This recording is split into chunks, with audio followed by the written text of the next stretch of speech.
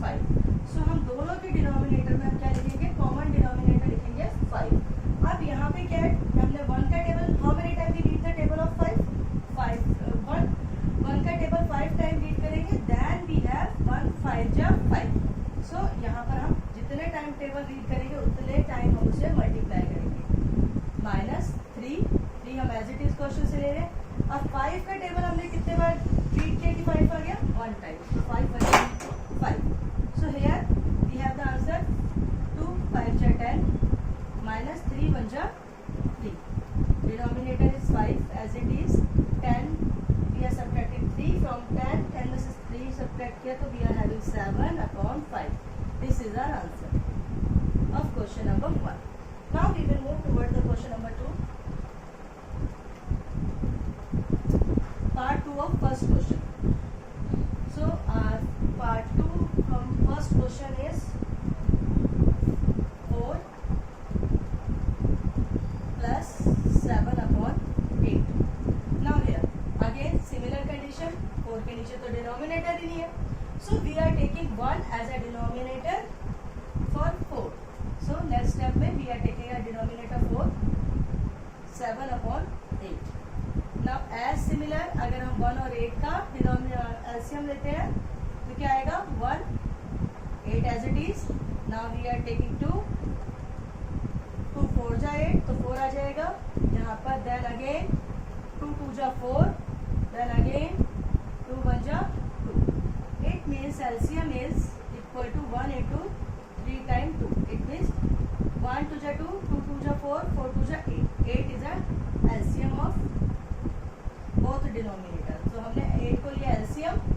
अब हमने 1 का टेबल कितनी बार रीड किया कि हमारा 8 आ जाए, 1 8 जा 8. इट मीन्स हमने 8 टाइम रीड किया तो 8 मल्टीप्लाई कराएंगे प्लस 7. 8 का टेबल कितनी बार रीड किया कि 8 आ गया, क्योंकि इसके डिनोमिनेटर में 8 है. यहाँ से हम 8 देखेंगे. हमने 8 का टेबल 8 1 जा 8 1 टाइम रीड किया. सो 4 8 जा 32 plus 7 upon 8. 32 plus 7 is 39 upon 32 plus 7 becomes 39. So 39 upon 8 is the answer of part second, question number 1. Now we will solve the question number 3. Our question number 3 is 3 upon 5 plus 2 upon 7. Now here we have the different denominator. देखो इधर हमें assume करने की जरूरत नहीं है. Reason behind हमारे पास दोनों डिजिट के नीचे डिनोमिनेटर ऑलरेडी है. तो यहाँ पे क्या करेंगे, हम 7 और 5 का एलसीएम लेंगे. हमारे पास 7 and 5 as you know both are never come in a single table. किसी भी एक टेबल में नंबर 5 और 7 एक साथ नहीं आते. तो first we have to take 5 1 जा 5 and then 7 1 जा 7 because both are the prime numbers. Now LCM become 5 into 7. It means 35. 5 7 जा 35. So 35 is the denominator for both. Now 3. 3 तो भी क्वेश्चन है. We are writing as similar. अब हमने 5 का table कितनी बार पढ़ा रीड किया कि हमारा 35 आया. 5 7 जा. It means 7 टाइम रीड किया तो 7 यहाँ पर मल्टीप्लाई हो जाएगा 3 के साथ प्लस 2. अब 7 का टेबल हमने कितनी बार रीड किया कि 35 आया, 7 5 जब. इट मीन्स 2 के साथ 5 मल्टीप्लाई होगा. नाउ नेक्स्ट इज 3 7 जा 21 प्लस 5 2 जा 10 and denominator will be same and 21 plus 10 is 31 upon 35. So this is the answer of your question number 3. So make sure about it. You have to follow all steps and observe each step carefully. Now question number 4. We have to move on to question number 4. Question number 4 is 9 upon 11 minus 4 upon 15. अब यहाँ पे देखो first question का 4th part ले रहे हैं बेटा. ठीक है, make sure about it. Don't get confused. Now we have the question 11 and 15. We have to take a LCM first. अब आपको पता है 11 तो किसी और के टेबल में आता ही नहीं है, सो हमने लिया 11 बन जा 11। 15 हमें पता है, अब हमारा 3 और 5 दोनों के टेबल में आता है, तो हम स्मॉलर वन लेते हैं, 3 5 जा 15 एंड देन 5 1 जा 5। So LCM of we have to write here because we have the space, so we are utilizing 11 into 3 into 5. As you know, 3 5 ja 15, 15 into 11, 1 1 5 ja 5, 1 1 ja 1, again 1 5 ja 5, 1 1 ja 1. It means 1 6 5 is our LCM. I think every concept is clear in your mind. देखो यहाँ पे 3 5 11, तो 5 3 जा 15, अब 15 को हमने 11 से multiply कर दिया, सो वी गेट द 165। अब हम देखते हैं क्वेश्चन हमारा 165, तो हमारा आ गया डिनोमिनेटर जो कॉमन हमारा हमने फाइंड आउट किया। नाउ वी हैव ऑब्जर्व 11 के टेबल में हमारा 165 कब आ रहा है, जब हम उसे 15 से मल्टीप्लाई करें, मतलब 15th टाइम 4। अब 15 के टेबल में हमारा 165 कब आ रहा है, जब हम 15 को मल्टीप्लाई कर रहे हैं 11 से। It means we have to multiply it with the 11, so 15 into 9 it becomes 45, 9 5 ja 45, 9 1 ja 9, 9 plus 4 is 3, 135, 135 minus 4, 11 4 ja is 44, 165, so 165, 135 minus 44, so what we have 1 here and here it becomes 13, 4 here 5 6 7 8 9 10 11 12 13, it is 91 upon 165. Now we have to be focused on the one thing, is it cut with each other or not. अगर यहाँ पे हमारा cut होता है तो obvious है हम उसको कट कर ही लिखेंगे।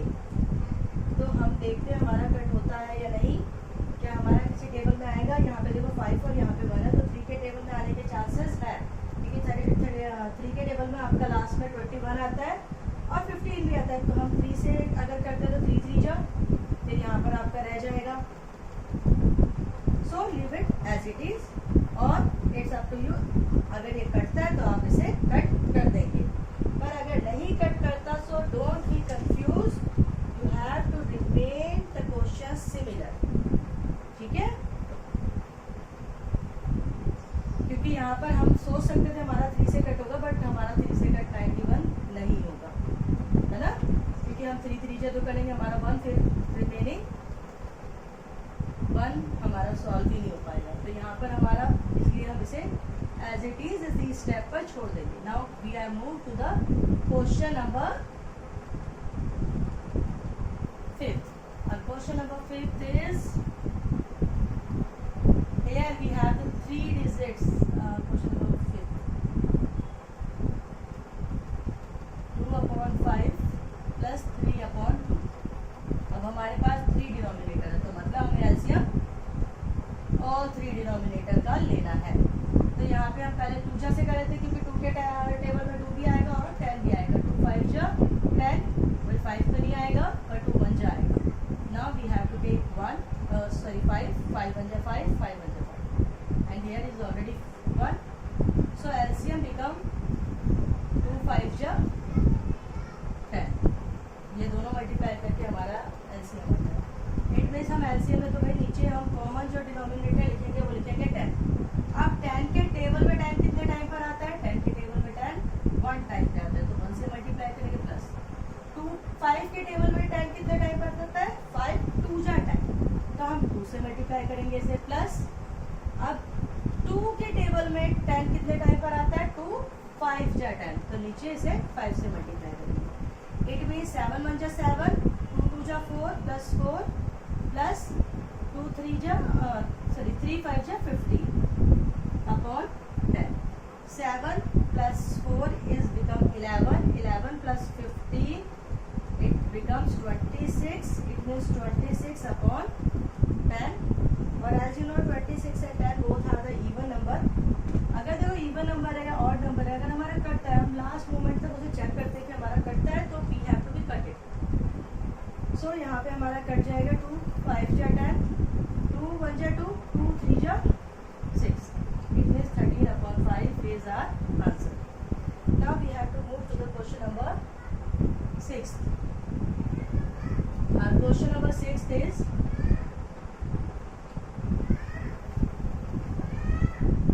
question number 6. We have the mixed fraction here. इसे थोड़ा ध्यान से ऑब्जर्व करेंगे, क्योंकि जहाँ हमारा मिक्स फ्रैक्शन आता है वहाँ हमें होती है confusion. And confusion it means math में तो स्कोप ही नहीं होता कंफ्यूजन. So focus here. इसका मिक्स फ्रैक्शन को पहले हम नॉर्मल फ्रैक्शन में कन्वर्ट करेंगे, तब हमारा एक जेन्युइन क्वेश्चन बनेगा जिसे हम सॉल्व करेंगे. सबसे पहले इसे और होल वैल्यू को मल्टीप्लाई करते हैं, मतलब डिनोमिनेटर होल वैल्यू से डिवाइड मल्टीप्लाई होता है, प्लस जो आपका न्यूमरेटर है उसको इस तरह से सॉल्व करेंगे. 3 को 2 से, मतलब यहाँ पर 3 और 2 से मल्टीप्लाई करेंगे, प्लस 1 जो न्यूमरेटर होगा उसे एडिशन की फॉर्मेट में लिखेंगे. अब आपका आता है यहाँ पर 3 2 जा 6 प्लस 2 अपॉन 3. अब दूसरा पार्ट आता है हमारा 3 2 जा 6 plus 1 upon 2. It means here is 8 upon 3 और हेयर इज 7 अपॉन 2. अब हमें पता है 3 और 2 एक दूसरे के टेबल में नहीं आते, फिर भी हम एलसीएम ले लेते हैं. भाई 2 1 जा 2 एंड फिर 3 तो नहीं जाएगा, 3 1 जा 3. तो मतलब हमारा एलसीएम क्या आएगा 2 इंटू 3 इट मीन्स 6. तो हमने लिया एलसीएम 6. अब 3 के टेबल में हमारा 6 कितने टाइम पर आता है 2 टाइम पर, तो हम इसे 8 को मल्टीप्लाई करा देंगे 2 से, प्लस 2 के टेबल में 6 कितने टाइम पर आता है 3 टाइम पर, तो हम इसे मल्टीप्लाई करा देंगे अपना 3 से. नाउ 8 2 जा 16 प्लस 7 3 जा 21 upon 6. It means if we are adding that we have the 7 and 1 2 and 1 is 3 37 upon 6. अब 37 अपॉन 6 से आप इसे मिक्स फ्रैक्शन में भी कन्वर्ट कर सकते हैं, क्योंकि हमारा क्वेश्चन ही मिक्स फ्रैक्शन में था. भाई हम कन्वर्ट करके लिखेंगे भी उसे मिक्स फ्रैक्शन. 6 6 जा 36, रिमाइंडर रह गया 1. तो 1 आपका न्यूमरेटर होगा, होल वैल्यू क्या हुई आपकी 6, और डिनोमिनेटर होल वैल्यू ये होती है बेटा, ये जो लिखते हैं ऊपर सबसे ऊपर, और हमारा 6 denominator as it is. So this is our answer of question number 6. Now we have to move on question number 7. Question number 7 is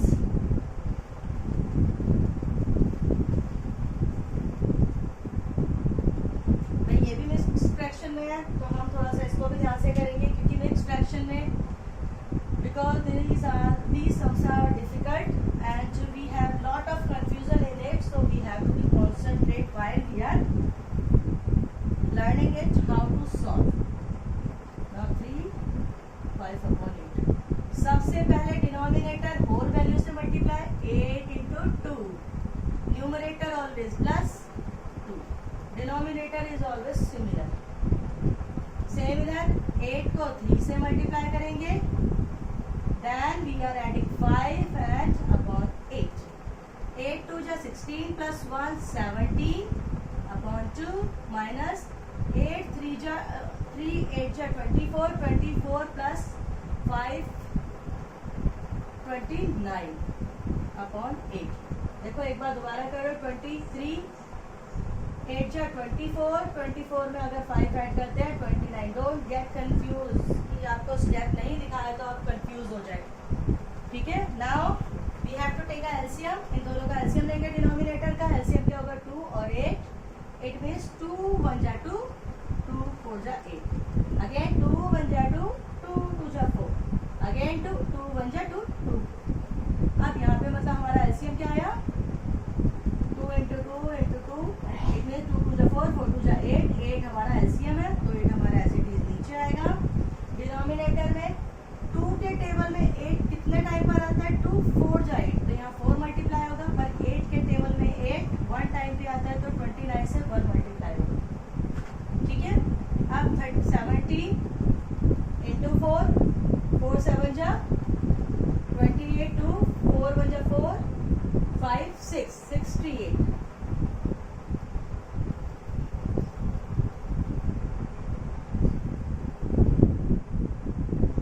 68 minus 29 upon 8.